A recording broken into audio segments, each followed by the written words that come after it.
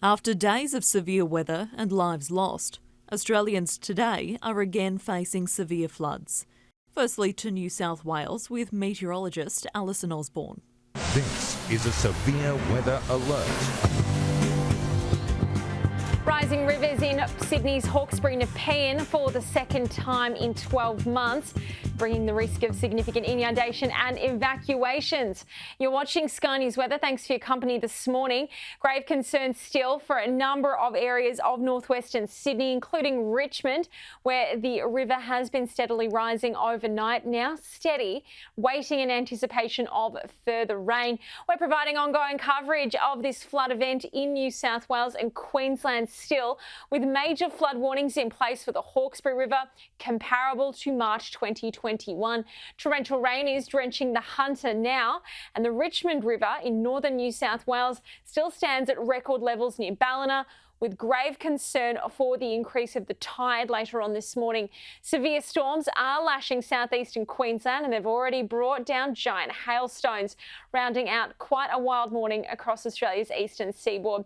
We'll start with the rain radar over the New South Wales coast, and after persistent showers filled the gauges across the central coast, the Hunter, the Sydney region, the heavy rain has settled in with the approach of an east coast low. The dark echo on this radar means the rain is heavy, and the fact that it's covering a wide area means that it is persistent, starting at Taree, Foster, and then all the way down to Newcastle now. Further south, the gusty showers are still rolling on in over the Sydney area. In the last 24 hours, more than 2 months' worth of rain has fallen at Penrith, 130.6 millimetres in the gauge. Richmond has seen 126.4. Compare that to the coast, though. The falls were significantly lighter, 21 at Newcastle, 50 at Sydney, but north of our approaching east coast low, you're out of it. 5 millimetres at Port Macquarie. The heaviest falls are always on the southern flank of a low. Now, here's the rain radar. You can see that heavy rain starting to settle in over Newcastle and gusty showers rolling on in. Now, we do have concerns for the Hawkesbury Nepean River. We are live now to Julia Bradley in Windsor, where the river is rising right up to that bridge level. Now, Julia, what's the latest there?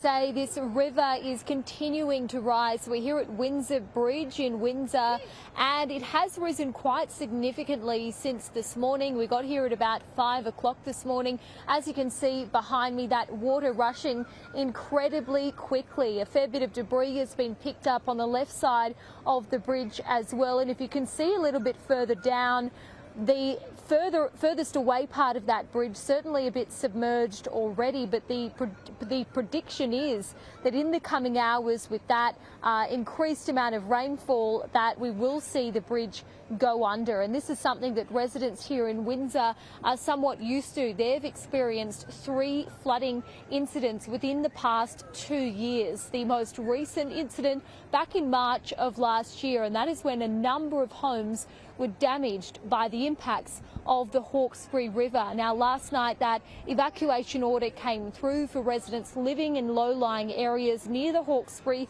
and the Nepean rivers. So it's certainly been a nervous night for these residents, a lot of them getting out of their homes, enacting their flood plans. We've also heard from the New South Wales Premier Dominic Perrottet this morning, who said that this crisis will get worse before it gets better.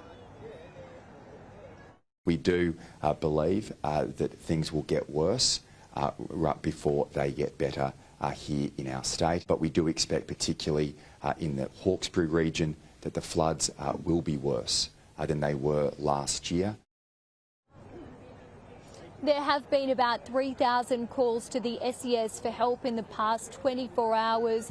A number of rescues carried out as well, about 100, I'm told, since 6 p.m. last night. About 30 evacuation centres have been set up across New South Wales.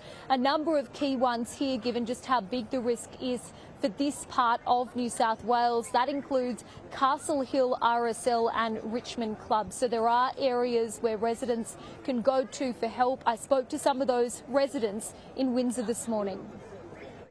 And the river's usually very peaceful, but we can hear it raging from our house like the surf, and I haven't heard it like that before. So as you've been saying, a whole lot of rain still to come, and this is going to mean even higher water levels here on the banks of the Hawkesbury. Far too soon between catastrophic flood events for residents of Windsor. Julia Bradley, thank you very much. We'll take a quick look at the situation, but as we said, the evacuation centres set up. The Richmond Club, the Penrith RSL Club, the Castle Hill RSL Club and Blacktown Leisure Centre. Very important that residents stay up to date with further rainfall anticipated. Here's the current situation as of mid-morning. So persistent showers over the Sydney Basin and the Central Coast. Heavy rain now settling in north of Newcastle.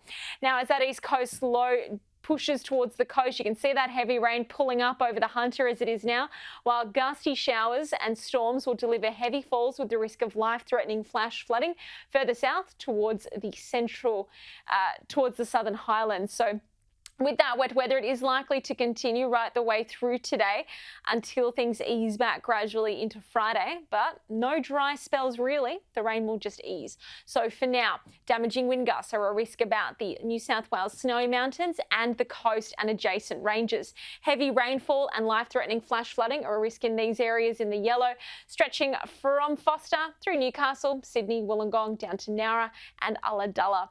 Devastating news for residents already hit with storms yesterday. Well, this is our fifth flood in 2 years. Today we've had a peak this morning at around 6 this morning.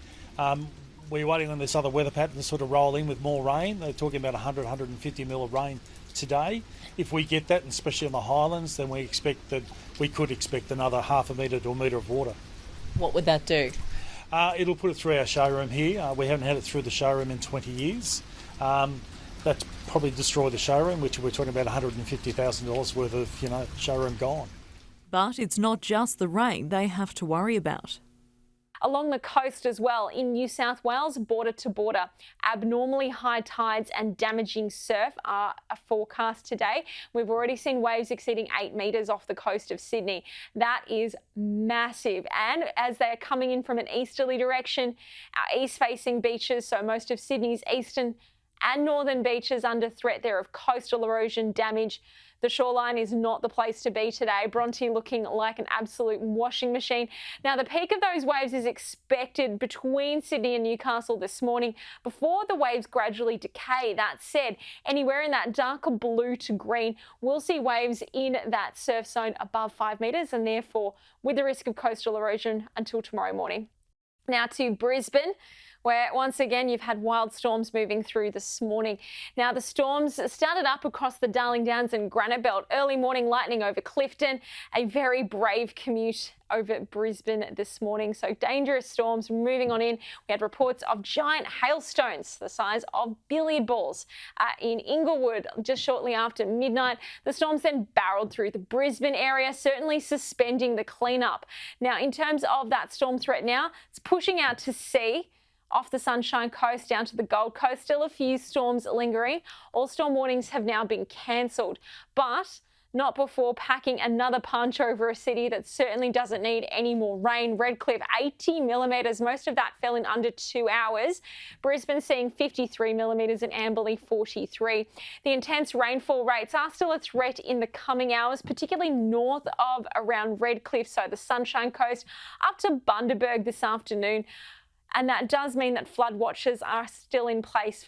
A very intense thunderstorm has moved through Brisbane this morning, just 3 days after record-breaking rain wreaked havoc right across the southeast. It's brought heavy rain again to the city as the cleanup was supposed to start getting underway. Giant hail as well. That first hit around the border, especially near Inglewood in the early hours this morning, 5 to 6 centimetres in size. And now we have roads back underwater here in Brisbane. I'm in Auchenflower, an inner city suburb, where the water has risen up again.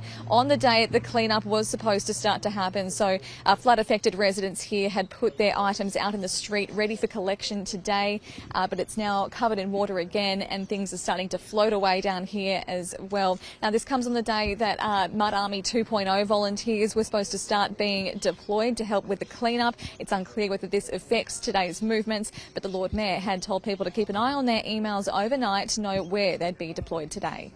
Some locals having to head home for supplies. No power since Sunday. So you're in an isolated spot where you can't get to dry land? On our own little island. How many times have you come back and forth on your kayak? This is the third time now. And what are you coming back for? Are you picking up Some food and fuel. Others left with little choice. We won't have power till Sunday, and it went out 2 days ago. And how is your mother or your parents coping?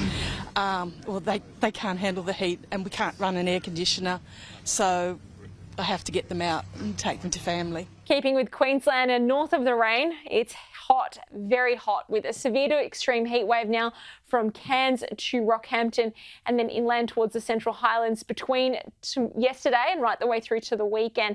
This does mean an increased risk of heat-related injury and stress. Make sure you do your best to stay cool and stay hydrated. Now, a quick look at our forecast. A top of 33 degrees today in Adelaide, 30 in Melbourne. It's going to be sunny with increasing humidity. A humid summer's day still holding on in Hobart, a top of 26. Perth 26 as well, looking mild and mostly sunny. For more details on the weather ahead, including your latest warning, stay tuned.